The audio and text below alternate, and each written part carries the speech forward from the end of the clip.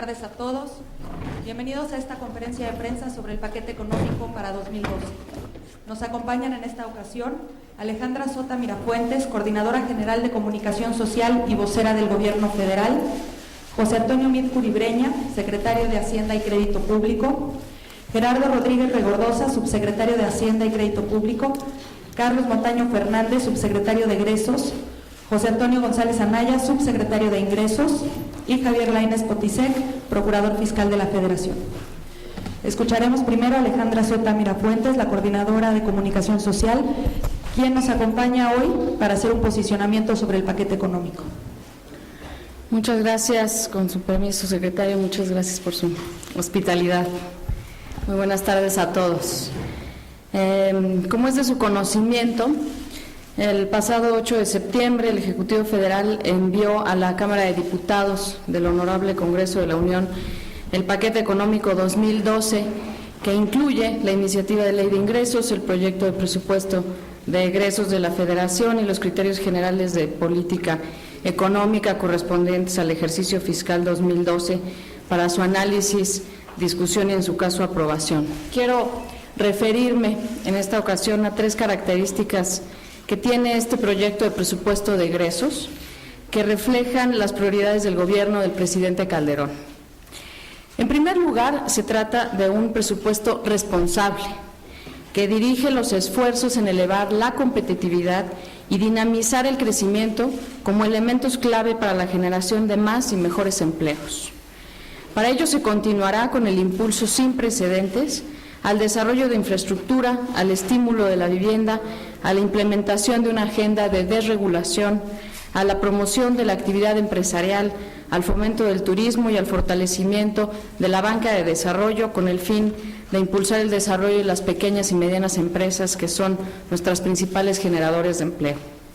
Quiero hacer énfasis, como ya se mencionó en la presentación del presupuesto la semana pasada, que este paquete económico no contempla nuevos impuestos ni aumento a los que ya existen.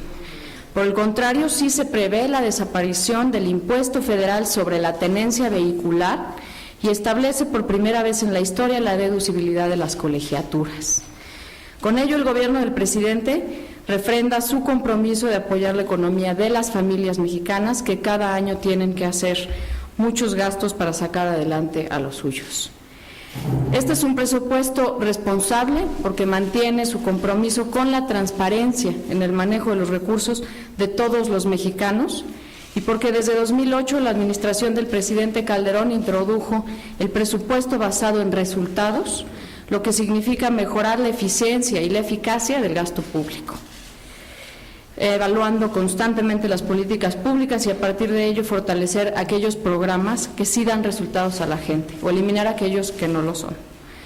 En segundo lugar, este es un presupuesto socialmente sensible porque da prioridad a los programas que atienden las necesidades más apremiantes de la población de menores recursos. Destaca, por ejemplo, que para 2012 se buscará alcanzar una cifra de afiliación de 52.3 millones de mexicanos al Seguro Popular, con lo que el país afianzará la cobertura universal en salud. También destaca la propuesta de fortalecer el programa 70 y más, con el objetivo de proteger a prácticamente el 80% de la población de adultos mayores en todo el país, con un apoyo mensual que les permita completar su gasto. Y se propone fortalecer los programas de vivienda para las familias de escasos recursos y con ello más construcción de viviendas significa no solo la generación de un patrimonio para las familias, significa también miles de empleos generados. En tercer lugar, este es un presupuesto con énfasis en la seguridad de los mexicanos. Para el gobierno del presidente Calderón, garantizar la tranquilidad y la seguridad de las familias mexicanas es una responsabilidad ineludible e incuestionable del Estado mexicano. En particular, quiero resaltar que el proyecto de presupuesto da prioridad a las acciones de carácter preventivo y que ha sido una reiterada demanda de la sociedad. Políticas públicas que tienen un impacto estructural y de largo plazo. Me quiero referir a tres objetivos. Uno, la estrategia de seguridad del gobierno federal es integral y busca atender el problema de la falta de oportunidades laborales y educativas que sabemos que es caldo de cultivo para la criminalidad, sobre todo entre los jóvenes. De ahí que, atendiendo diversas inquietudes de la sociedad, la propuesta del presupuesto 2012 incluya la creación de un nuevo programa de apoyo para jóvenes y grupos vulnerables a fin de que puedan acceder a empleos formales mediante la capacitación laboral, el lanzamiento de un nuevo programa de becas universitarias y de educación media superior que se suma a los programas ya existentes y que buscará apoyar a 1 millón de jóvenes para que cursen el bachillerato y una carrera profesional. Y el fortalecimiento de las capacidades para el tratamiento de las adicciones y la realización de campañas masivas de difusión para inhibir el consumo de drogas, así como el fortalecimiento del programa de rescate de espacios públicos. Porque sabemos que cada espacio público que se recupera, cada centro de adicciones que se crea y cada beca que se otorga son la mejor herramienta para evitar que los jóvenes sean víctimas de los criminales que buscan reclutarlos. En segundo lugar, la propuesta del Ejecutivo busca contar con recursos para mejorar las capacidades operativas de las fuerzas federales a fin de seguir prestando apoyo a las autoridades locales en las regiones que sufren el embate a la delincuencia. Esto será posible a través de la adquisición de equipo, de tecnología, de las herramientas necesarias para permitir que nuestras Fuerzas Armadas y la Policía Federal puedan seguir enfrentando y derrotando a las organizaciones criminales.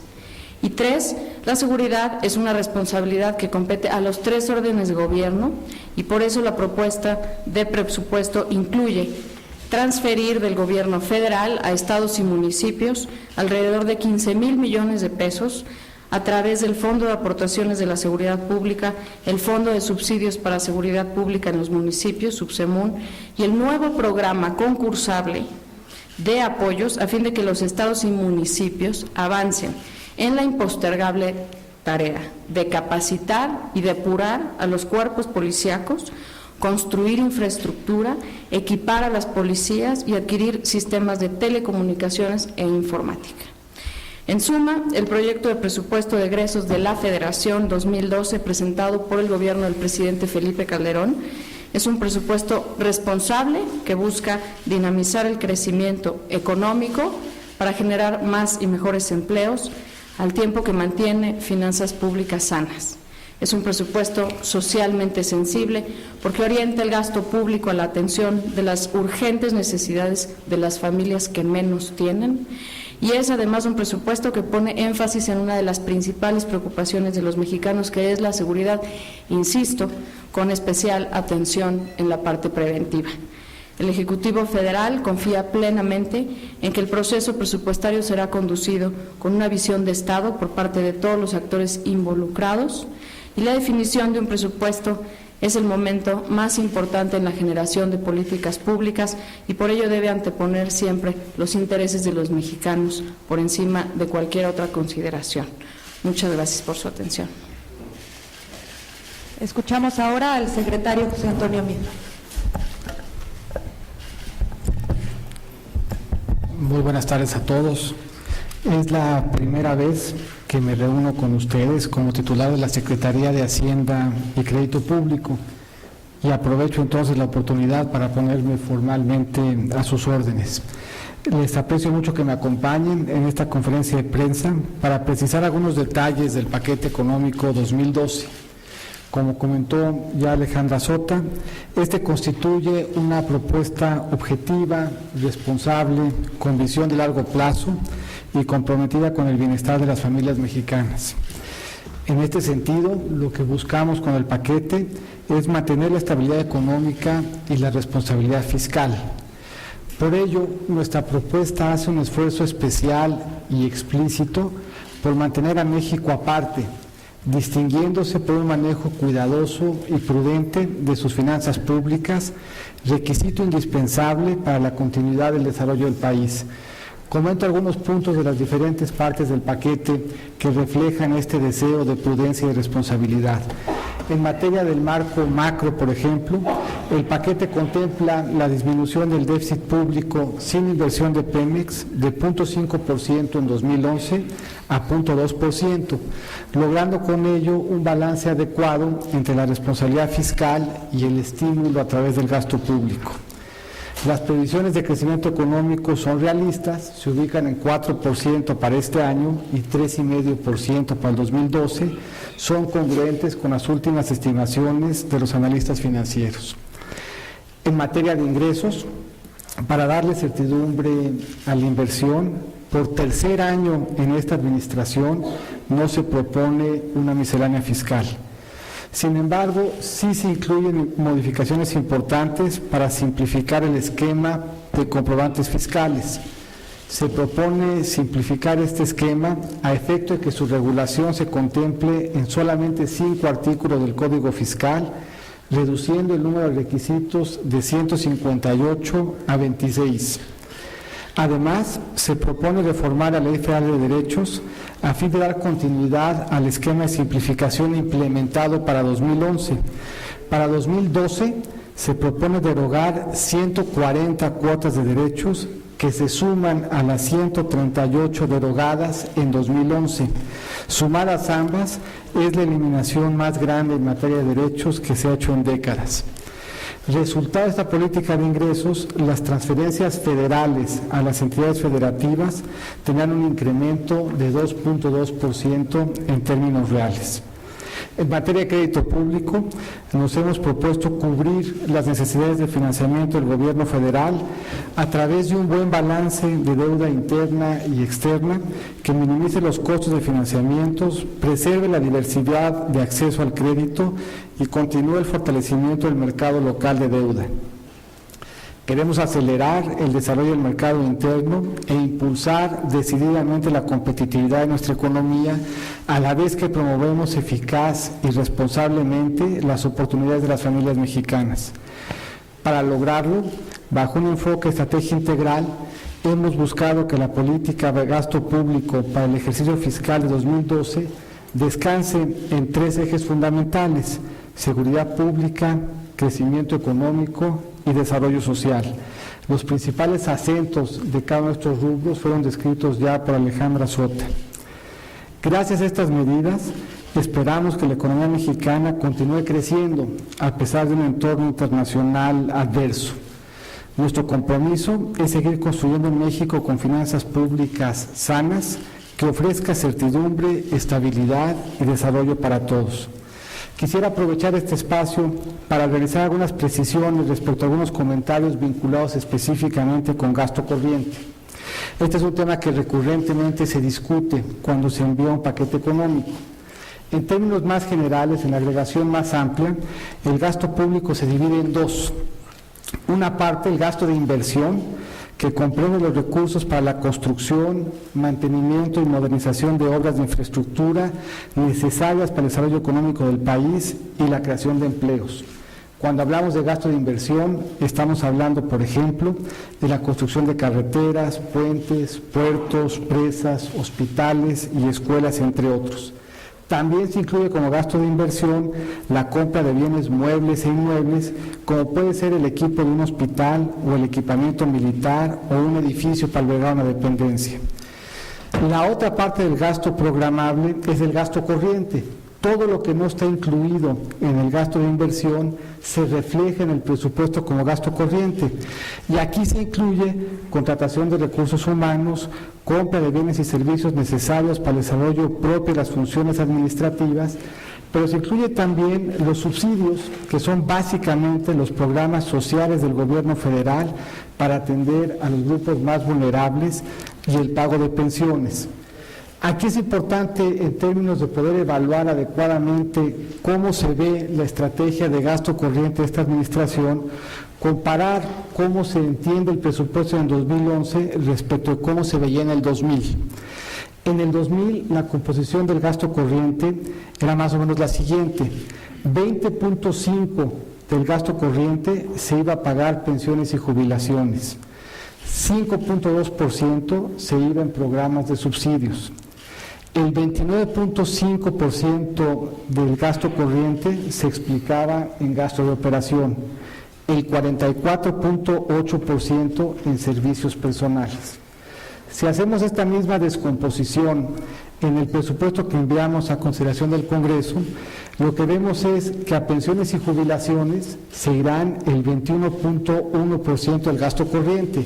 Esta es una presión ineludible y se explica este gasto a pesar de las muy relevantes reformas que en materia de pensiones ha emprendido esta administración. Se reformó integralmente al ISSSTE y se corrigió ya estructuralmente el reto pensionario de la Comisión Federal de Electricidad, del Instituto Mexicano del Seguro Social.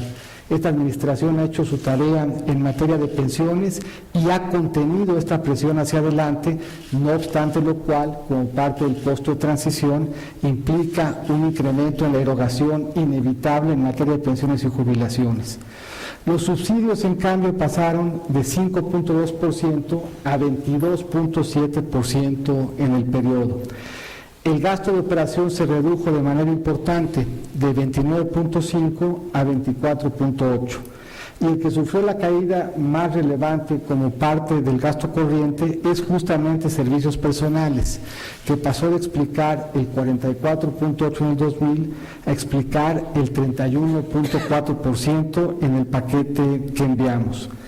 Para tener alguna idea de qué tipo de subsidios son los que estamos incluyendo en esta cuenta y que son pertinentes para esta precisión, algunos de los programas de más impacto en la población se reflejan como subsidios y se clasifican como gasto corriente conforme a esta definición. Ahí se incluye, por ejemplo, el Seguro Popular, que en este presupuesto que se sometió a consideración del Congreso refleja un incremento de más de 4,000 millones de pesos. Alcanza 68,000 millones de pesos en la propuesta. Este incremento nos va a permitir consolidar la cobertura universal que alcanzaremos este año en los servicios de salud, habiendo afiliado 52.3 millones de mexicanos al sistema de protección social. Se incluye también como subsidio y se refleja en consecuencia como gasto corriente el programa de esquema de financiamiento y subsidio federal para vivienda. Este se incrementa en más de 4,000 millones de pesos y pretende con este incremento ayudar a la población de bajos recursos para tener acceso a una vivienda. El incremento en el acceso será sumamente relevante. CONAVI podrá, con este incremento, ampliar en 35% el número de acciones de vivienda que realiza. Se incluye también como gasto corriente el programa 70 y más. Esta es una propuesta o implica una propuesta de presupuesto de 22,000 millones de pesos, 60% más de lo que se asignó en el presupuesto 2011. Con él se podrá apoyar a 3.5 millones de adultos mayores, que equivalen, como ya se comentó, a casi el 80% de la población en este grupo de edad. Este tipo de programas, además de ayudarnos a proteger a los más vulnerables, ponen recursos en manos de la población y son uno de los elementos que han venido dando soporte al consumo, que es a su vez uno de los elementos que está dando apoyo al crecimiento financiado o sustentado en nuestra demanda interna que hoy estamos viendo. Se incluye también dentro de este concepto el nuevo programa de becas para educación media y superior, al que se propone asignar 5,000 millones de pesos en beneficio de más de 1 millón de jóvenes adicionales a los que ya se venían apoyando. En el programa de escuelas de tiempo completo, por ejemplo, se tiene una asignación mayor en 1,137 millones de pesos a la que se tenía en el programa vigente este año. Eso implica un incremento de más del 60%. Mediante este programa se busca generar ambientes educativos propicios para ampliar las oportunidades de aprendizaje. Cierro rescatando la comparación que hacíamos al principio y poniendo de relieve que el gasto corriente en servicios personales disminuyó casi 13 puntos porcentuales y el gasto corriente vinculado sobre todo a subsidios se incrementó en más de 18 puntos porcentuales. Había tenido oportunidad de describir cuáles son los principales elementos del paquete que hacen ver su responsabilidad. Por otro lado, nos permite identificar cómo tendríamos motores de crecimiento tanto externos por la vía de más competitividad como internos por la vía de inversión y consumo. Nos ponemos a sus órdenes para proceder a la sesión de preguntas y respuestas. Tenemos 5 preguntas. Comenzamos con Víctor Manuel Palacios de TV Azteca. Por acá, señor secretario, de su izquierda. Buenas tardes. Algunas preguntas. Justamente sobre el paquete presupuestal 2012, ya en la Cámara de Diputados se ha hecho un análisis pormenorizado y efectivamente resulta que el gasto corriente, la tercera parte, es para sueldos. Dicen que la burocracia ha disparado este presupuesto. Y si bien es cierto, ha venido bajando del 2000 a la fecha. La pregunta es, ¿cuáles son los estándares internacionales? Si nos comparamos con algunos países del mundo, ¿es la tercera parte del presupuesto lo que gastan en sueldos? Sería la primera. La siguiente es, los últimos días se ha incrementado el precio del dólar, ha rebasado incluso los 13 pesos, y por ese motivo se han disminuido las reservas internacionales que, se ha dicho, son parte de la protección que hay en México ante los vaivenes de la economía internacional. ¿Esto les preocupa a ustedes? Sabemos que aquí hay libre flotación. ¿Hará algo la Secretaría de Hacienda al respecto? Y finalmente, si para los meses por venir, incluso el año entrante, la Secretaría de Hacienda implementará candados para los créditos a los estados. Se ha dicho que Coahuila tiene un escandaloso deuda irresponsable muy grande, otros varios estados, pero es la banca de desarrollo la que en parte autoriza estos créditos, estos préstamos, y la banca de desarrollo está normada por el gobierno federal. ¿Habrá algún candado al respecto? Muchas gracias. A reserva de que abunden mis compañeros, si hay algunas reflexiones. El dato en el que aparece la tercera parte reflejada como gasto corriente en los sueldos no es de la Cámara de Diputados, si no me equivoco, es un documento que elabora algún ente investigador, si no estoy equivocado, el TEC, ¿verdad? En la Cámara empezaremos el proceso de evaluación del paquete, de hecho con la presentación a la que estamos obligados a asistir para presentar justamente el paquete económico el próximo 21, el próximo miércoles. Ciertamente lo que se observa en el caso mexicano no se distingue de parámetros internacionales. Es razonable que se acompañe en un paquete económico del gasto de operación necesario para el funcionamiento del gobierno y del gasto en sueldos y salarios también necesario para el gasto del gobierno. En términos generales, los parámetros que se observan en México son razonables respecto a los que se observan en otras partes del mundo, y sí es de notar el esfuerzo que se ha venido haciendo año con año en darle cada vez menos recursos al gobierno y cada vez más recursos a la gente. Muchos de estos programas que acabamos de identificar no tenían expresión presupuestaria antes de esta administración. Notable es, por ejemplo, el caso de adultos mayores de 70 y más, que arrancó con esta administración. Si bien el programa del Seguro Popular encontró una expresión prácticamente piloto hacia finales de la administración anterior, no encontraba una expresión presupuestal cercana a los 70,000 millones de pesos como encuentra este. Algunos de los retos que tenemos, como los retos en seguridad, los retos en salud y los retos en educación, sí han implicado una mayor erogación en servicios personales vinculado con personal de seguridad, personal de docencia y personal encargado de proveer los servicios de salud, médicos y enfermeras. Desde el punto de vista del sector central, las estructuras se mantienen prácticamente inalteradas y los esfuerzos de austeridad de esta administración son bastante claros. Desde el punto de vista de los movimientos vinculados con el mercado cambiario, hay que recordar, como se señalaba, que efectivamente México tiene un régimen de libre flotación. Es un mercado, el del peso profundo y líquido, es un mercado bastante grande. Estamos inscritos en un mercado global y por lo tanto lo que sucede en el resto del mundo afecta también la cotización del dólar. No han habido disminuciones en las reservas, México sigue acumulando y tiene un porcentaje de reservas, un monto de reservas sumamente relevantes, que sumado además a la posibilidad que tiene de acceder a líneas de crédito contingentes y sumado además a un ejercicio responsable de finanzas públicas que hoy pone a México en una situación distinta del resto del mundo, que nos permite ver este contexto de incertidumbre con bastante tranquilidad.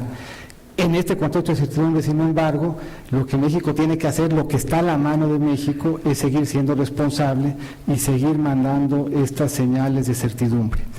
La Comisión Nacional Bancaria y de Valores, que norma en materia de constitución de reservas tanto a la banca comercial como a la banca de desarrollo, tiene que revisar en el caso de los créditos a los estados como en el caso de los créditos a diferentes sectores, que la banca reserve adecuadamente en función del nivel de riesgo.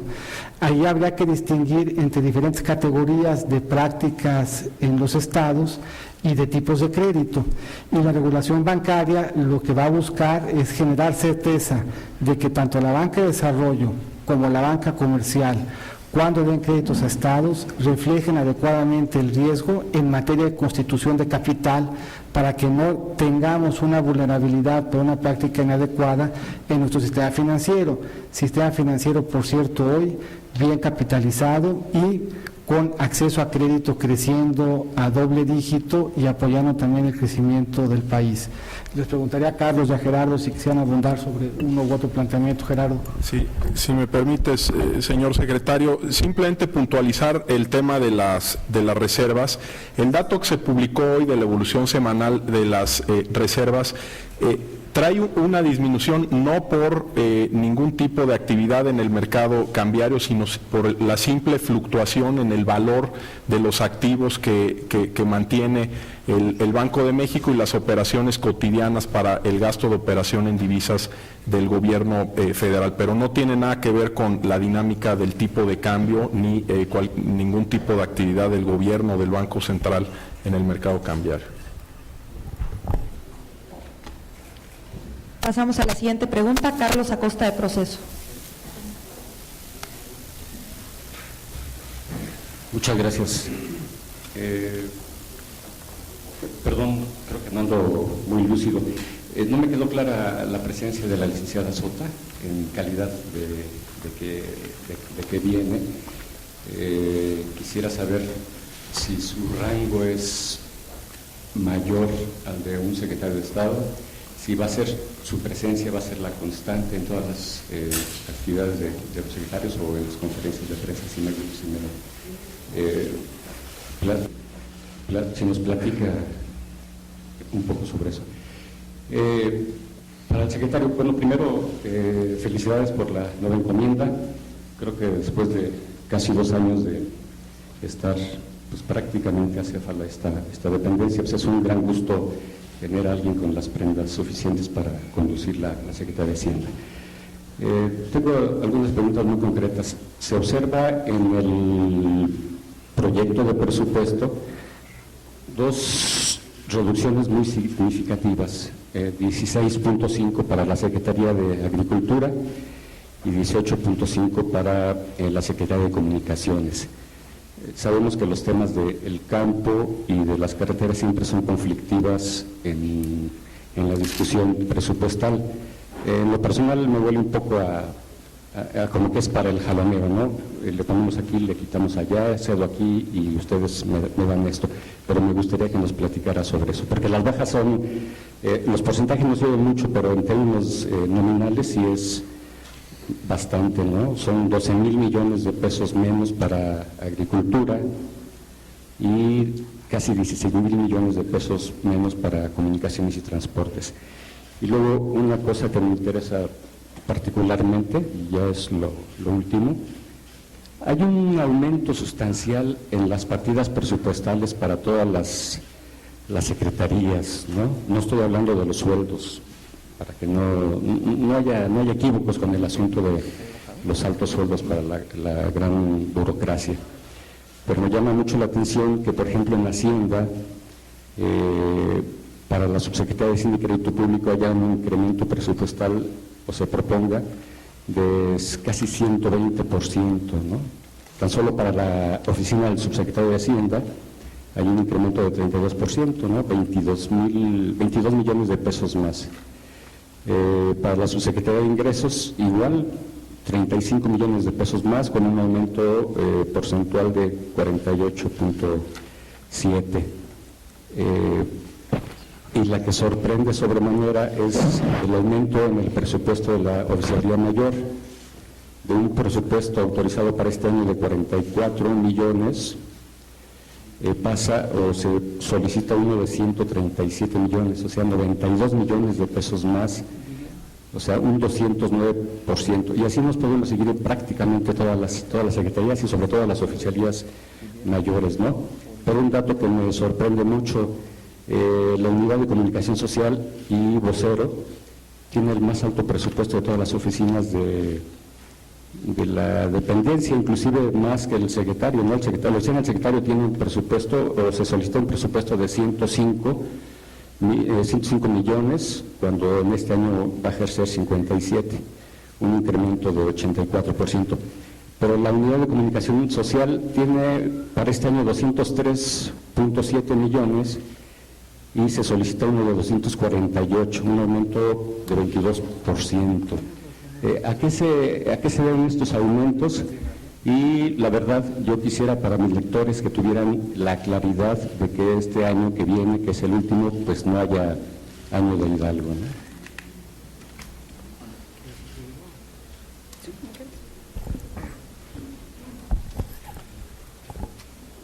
Pues primero reiterar el gusto que nos da contar con la presencia de Alejandra Sota, que como ustedes vieron el viernes fue nombrada por el señor presidente Coordinadora General de Comunicación Social y vocera del Gobierno Federal. Y ello implica que le dará a las conversaciones, al diálogo que tengan las secretarías con sus diferentes fuentes, una unidad en términos de contenido, de dirección, de mandato, entendiendo que estamos comunicando acciones y políticas del Gobierno Federal. Nos da mucho gusto que nos haya acompañado en esa capacidad y estoy seguro que a la fuente pues le dará también mucho gusto el haberla aquí recibido. Aquí es muy importante entender, sobre todo en el tema de campos y carreteras, cuál es la dinámica presupuestal que hemos venido construyendo en estos últimos años. Han sido ciertamente años de enormes retos para la economía nacional, que implicaron con gran creatividad y con gran talento por parte del secretario Carstens y del secretario Cordero, el encontrar manera de darle un impulso contracíclico a la economía. Ese impulso contracíclico se buscó concentrar de manera muy importante en la inversión en diferentes rubros, en agua, en campo, en carreteras, en diferentes espacios que le daban a esta economía competitividad. La estrategia dio buen resultado. Hoy México está incrementando sus exportaciones a Estados Unidos, a pesar de que Estados Unidos no está observando un gran dinamismo. México está aumentando sus exportaciones al resto del mundo, es nuestra plataforma de exportación más diversificada y eso descansa en que hemos logrado consolidar una economía más diversificada. Por eso cuando vemos campos y carreteras, dos cosas valen la pena señalar. Primero, aquí a esta altura del proceso presupuestal, lo que es necesario comparar es proyecto contra proyecto. Y proyecto contra proyecto no hay un solo rubro del presupuesto en materia de infraestructura ni en ninguna otra que caiga en la propuesta 2012 respecto a la propuesta 2011. Y segundo, hay que estudiar también cómo está concentrado. En el caso de carretera, lo que buscamos fue privilegiar todos aquellos proyectos que venían en el Plan Nacional de Infraestructura que nos permitían consolidar la comunicación regional, cerrar ejes carreteros y terminar de comunicar regiones. Y así sentíamos nosotros que lográbamos el mejor de los impactos en un contexto en donde poco a poco estamos sí manteniendo el esquema contracíclico, pero en la medida en que la economía empieza a acercarse ya a su crecimiento potencial, estamos empezando a racionalizar también este esquema contracíclico, a tomar decisiones difíciles, justamente para asegurar que regresemos a un esquema de finanzas sostenibles. En el caso de los crecimientos de Hacienda, son dos las razones fundamentales que explican los incrementos. El primero de ellos tiene que ver con que en el ramo hacendario está radicada la CONAVI. Y este crecimiento muy importante de recursos que se están planteando para efectos de apoyar en la adquisición de vivienda a los que menos tienen, aparecen dentro del ramo hacendario. Y como ustedes saben, el año que entra México preside el G20, y eso implica pues algunas erogaciones que no son del día a día de la operación de la Secretaría y que exigían que se reforzaran presupuestalmente algunas áreas. Naturalmente, en el caso de la Secretaría con el resto del Gobierno federal, nuestro manejo presupuestal será absolutamente escrupuloso, transparente y honorable. Sí, gracias. Nada más abundando en la pregunta. Sí, tal como, gracias secretario, como lo anunció el presidente de la República el pasado viernes, derivado de los cambios se hizo el anuncio de la vocería del Gobierno federal, que no de la Presidencia de la República. Y con ese objetivo estaré acompañando a distintos secretarios, no tengo rango superior a un secretario de Estado, pero acompañar a los secretarios en distintas labores de comunicación social. El objetivo es comunicar logros, comunicar la narrativa, los objetivos que tiene el gobierno con respecto a distintos temas como es este que nos convoca, que es el paquete económico, y así lo estaré haciendo con otros secretarios, incluyendo la vocería en materia de seguridad, que fue la que condujo el doctor Poiré hasta el día viernes. No, es la vocería del Gobierno federal, que incluye la vocería de seguridad que encabezaba el doctor Poiré y que ahora estará encabezando el CISEN. Ben Bain, de Bloomberg. Muchas gracias por tomar mi pregunta. Secretario, ya que estamos hablando del presupuesto de 2012, ¿qué nos puede decir sobre el programa de coberturas petroleras para el próximo año? ¿Podría decirnos qué porcentaje de las exportaciones tiene cubierto y a qué precio, por favor?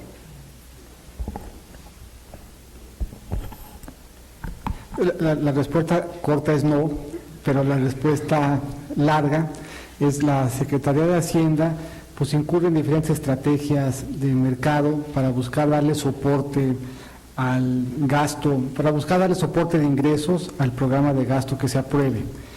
El principal elemento dentro de esa política de dar certeza empieza con un paquete económico prudente, con indicadores macro que reflejan adecuadamente el consenso de mercado, con un precio del petróleo que se calcula conforme a la fórmula, con una fórmula que es conservadora, y como en distintas ocasiones, pues México estará atento a ver si hay condiciones de mercado y de precio que permitan pues, hacer diferentes operaciones de cobertura.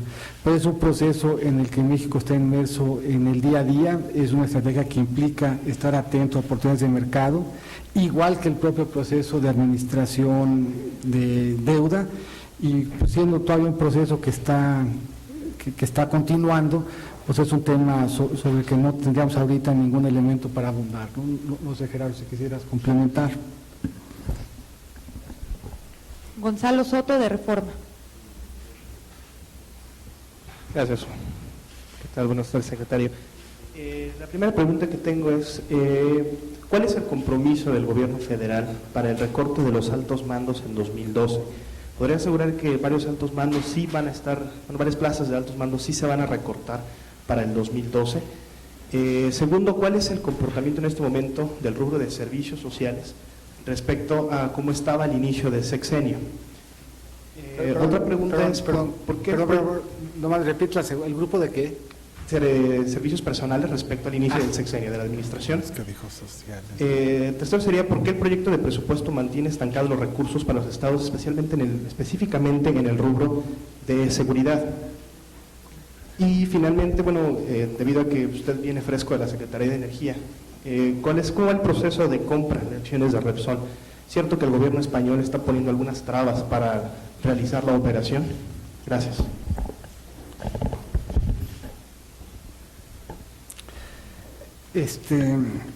Bueno, empiezo por la última, habiendo dejado pues la Secretaría de Energía, y desde el momento en que la dejé no le he dado seguimiento al tema, pero lo último que supe es que no había ningún tema en términos de resistencia. La posición oficial del gobierno español alrededor de Repsol es que era una participación entre privados en España, que se estaba observando con la ley, y que el gobierno español no tenía ninguna objeción a la operación, salvo que esto haya cambiado de unos días para acá. Pues ese fue el último dato que yo escuché. La dinámica de servicios personales implica, hay que distinguir entre los diferentes sectores. ha venido creciendo en materia de seguridad pública, en materia de educación y en materia de salud. Distinto el crecimiento en estos tres rubros, la estructura del resto del gobierno federal se ha preservado en los mismos términos en los que se recibió al principio de la administración, incluso se ha reducido. Entonces, si uno distingue entre estos dos ramos, salud, educación y seguridad, y el resto del gobierno, lo que uno aprecia es un crecimiento en estos primeros tres, salud, seguridad y educación, y un decremento en el resto de del gasto en servicios personales en materia del sector central.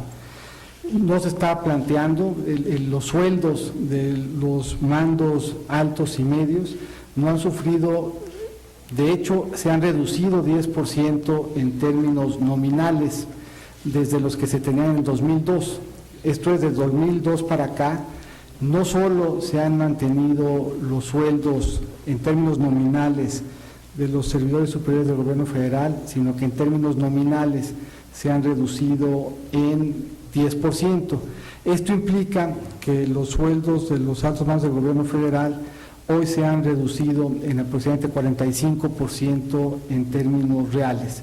Y esto refleja el compromiso de la administración del presidente Calderón con una administración austera. Entonces era Repsol, servicios personales, la situación de nómina. En el caso de los estados, yo creo que la premisa es incorrecta. Ninguna administración en memoria reciente ha sido tan comprometida con generar fortaleza en las finanzas públicas de los estados del país. Si uno revisa el incremento, no nada más en participaciones y en aportaciones, sino en otros fondos de los que hoy disponen los estados para ejercer dentro de su propio ámbito, y los mide uno contra cualquiera de diferentes indicadores, contra los ingresos tributarios, contra los ingresos presupuestales, contra los ingresos del gobierno federal, contra cualquiera de ellos, el incremento del principio de la administración a la fecha de participaciones, aportaciones y de otros fondos ha sido muy importante. En particular, las participaciones y aportaciones serán las segundas más altas en toda la historia del país, solamente comparadas con las que se observaron en 2008, de las cuales, por cierto, estarán muy cerca. Entonces, tendremos este año para los estados en este paquete económico participaciones y aportaciones históricas, segundas más elevadas en la historia reciente del país, y si comparamos el proyecto presupuestal 2012 con los ingresos que se ejercían por los estados en el 2006, contra la métrica que uno quiera escoger, la evolución en favor de fortalecer las finanzas estatales ha sido dramática e importante. Vamos con la quinta y última pregunta, Marcela Ojeda del Financiero. Hola, buenas tardes. Bienvenido de regreso a casa. Le quería preguntar, en el aspecto de subsidio a las gasolinas, ¿esto también es gasto corriente y cuánto ha venido representando? Del gasto administrativo, ¿cuál ha sido la evolución que se ha registrado dentro de lo que va de esta administración? Y también sobre la meta del equilibrio presupuestal. Se supone que de no haber sido por este contexto de incertidumbre, para el 2012 se habría alcanzado el equilibrio presupuestal, o sea, de déficit cero. Quería preguntar si trasladaron esta meta para el 2013 o para qué año, y también no me queda claro si lo contracíclico del paquete queda inscrito justamente o exclusivamente en el déficit del 0.2% del PIB. Y si ustedes impulsarán o no, bueno, supongo que sí, la reforma fiscal, independientemente de las negociaciones, y si dentro de las negociaciones tendrían previsto considerar ya definitivamente la eliminación del YETU, o cuál va a ser su postura en relación al YETU. Gracias. En el caso de gasolinas, esta no se computa como un subsidio. Si uno recuerda, El impuesto sobre las gasolinas en México se define como la diferencia entre el precio doméstico y el precio internacional. Cuando el precio doméstico de las gasolinas es más alto que el precio internacional, cosa que fue cierta desde por lo menos principios de los 90 hasta el 2005, entonces ese diferencial se refleja como un impuesto. Cuando, como de 2005 a la fecha, con la excepción de algunos meses, el precio doméstico de las gasolinas es menor que el precio internacional, esto nos da un ingreso negativo por concepto de ese impuesto y así se consagra técnicamente en la ley de ingresos. Entonces, técnicamente hablando, el reflejo del impuesto las gasolinas es un registro negativo en la ley de ingresos, sí equivale en la práctica a un subsidio, es un subsidio importante, es un subsidio que le ha permitido de todas maneras a las familias no enfrentar en mayores precios de los energéticos la volatilidad y el incremento en los precios que se observan en los mercados internacionales. Y la política del presidente Calderón reflejada en el paquete económico implica que este subsidio permanezca hacia adelante. No se pretende reflejar en el precio del petróleo el incremento que sí se está reflejando en el precio del petróleo que se está registrando y por lo tanto se contempla en la ley de ingresos un ingreso negativo por aproximadamente 49 mil millones de pesos para el año que entra. Es muy probable que ese subsidio en este ejercicio sea sustancialmente mayor.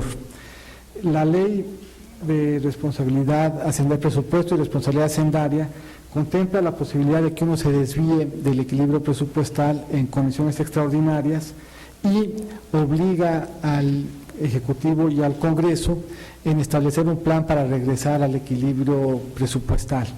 Este se aprobó en el paquete económico de 2009 y contemplaba una reducción gradual hacia el equilibrio presupuestal en el 2012. Del 2009 para acá, el dinamismo de la economía no ha regresado aún a su crecimiento potencial. Eso quiere decir que todavía hay una brecha de producto entre el que deberíamos de tener en potencia y el que estamos observando.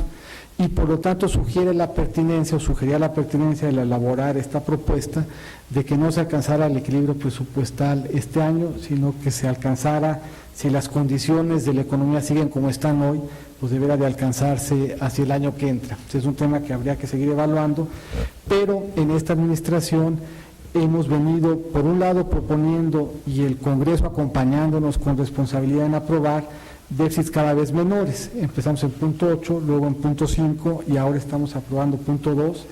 Aquí es de reconocer que Ejecutivo y Congreso, los dos, han hecho el manejo responsable de una política de Estado. Hemos sido capaces de construir estos 5 años de común acuerdo con el Congreso, paquetes económicos que nos dan hoy estabilidad y fortaleza. Estamos seguros que lo vamos a hacer también hacia adelante. Efectivamente, el estímulo contracíclico no depende solamente de mantener este punto 2 de déficit en la propuesta, sino que depende también de la composición del gasto. Y esta composición del gasto nos va a permitir lograr que el crecimiento hacia adelante se soporte en dos variables.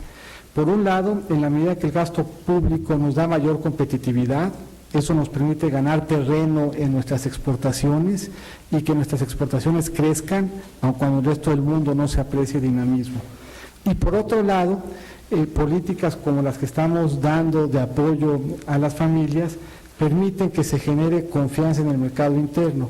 Y esta confianza en el mercado interno se ha traducido en un nivel de inversión y de consumo creciente, lo que nos da como resultado una economía mexicana que está creciendo por primera vez en esta década respecto a las primeras dos, por arriba de lo que está creciendo la economía norteamericana. Entonces, efectivamente, hay presencia de un estímulo contracíclico no solo en el déficit, sino en la composición incluso del gasto. Esta administración se destaca por dos temas en materia de cambios al régimen fiscal. Se hicieron dos reformas estructurales relevantes, la del 2007 para el 2008 y la del 2009, y distinto de eso se ha mantenido estabilidad en el marco fiscal. Somos la única administración en los últimos 30 o 40 años, en donde por 3 años dentro de la administración no se han planteado modificaciones al régimen. Pero cuando evaluamos la reforma del 2008, pues nos damos cuenta que aportó elementos muy valiosos a nuestro régimen tributario.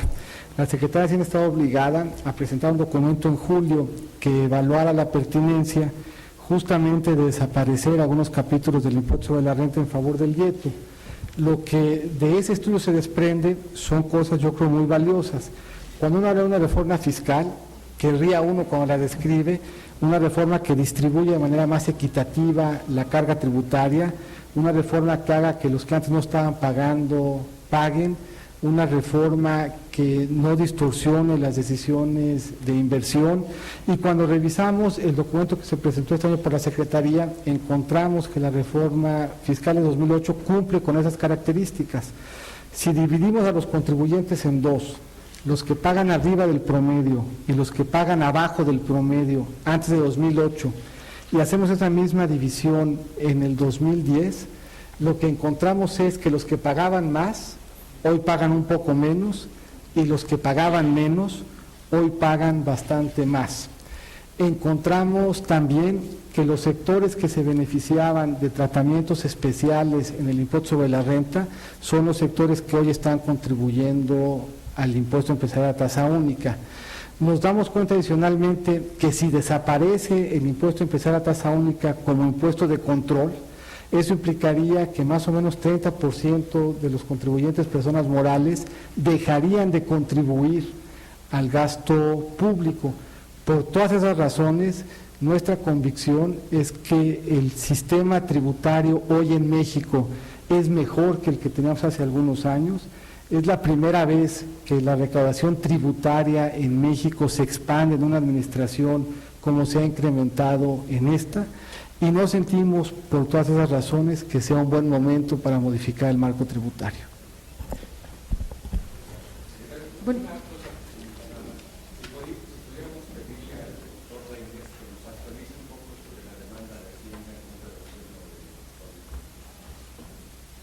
Sí, por supuesto. Bueno, como ya se había informado todos los medios, se presentó una denuncia ante la Procuraduría General de la República y bueno, se ha abierto la averiguación previa correspondiente y también ya habíamos hecho del dominio público de la preparación de 2 denuncias adicionales. Ese es el estado que ahorita guardan las cosas. Tenemos que esperar a que la Procuraduría General de la República realice las investigaciones dentro de la averiguación previa conforme al procedimiento. Eso depende del Ministerio Público, es decir, todas las actuaciones que tenga que hacer, peritaje, solicitar documentación, tanto a nosotros como al gobierno involucrado, es muy difícil calcular un plazo específico. Muchas gracias a todos. Damos por terminada la conferencia de prensa.